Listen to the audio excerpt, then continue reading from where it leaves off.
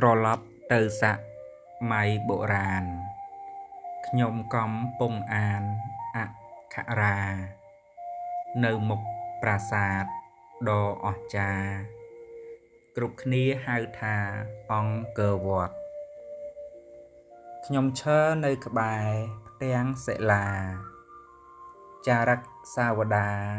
ចារប្រវត្តិកម្ពុជៈទេសខ្ញុំចាំស្ទាត់ឥតមានភ្លាំងភ្លាត់ប្រវត្តិជាតិកំណរកំណើតនៃទឹកដីប្រជាប្រុសស្រីជាមិត្តញាតិខ្ញុំសូមចងចាំគ្រប់ជាតិកើតជាខ្មែរទៀតបើបុណ្យមានសូមឲ្យខ្មែរសុខខ្មែរសប្បាយរួចផុតខ្វល់ខ្វាយឆ្ងាយស្រេកឃ្លានសន្សំកុសលសាងបុណ្យទានប្រាថ្នានិព្វានបរលោកពុទ្ធោស្រមៃទៅឆ្ងាយណាស់មិនគួរកម្មក្រាស់គ្មានយល់យោគការពិតAIនាំមេរោគស្រមៃជ័យជោគងាយពេកហើយតែយ៉ាងណាក៏មានសង្ឃឹមអាចលួចញញឹមឲ្យធូរស្បើយបន្តព្យាយាមកុំកន្តើយគង់តែដល់ត្រើយ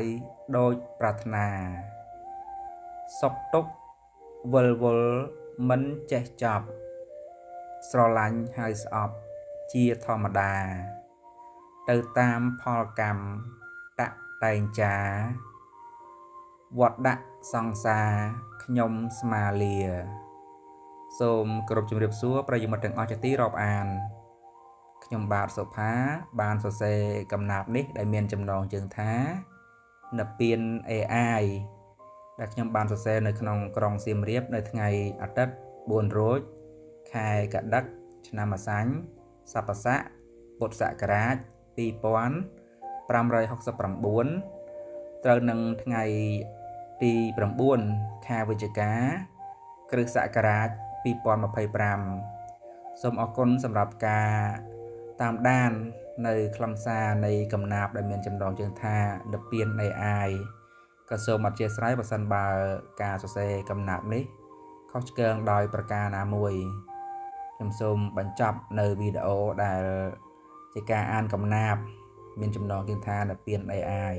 សូមអរគុណសូមគោរពលានិងសង្ឃឹមជួបគ្នាជាមួយនឹងប្រធានបទផ្សេងៗទៀតនៅឱកាសក្រោយ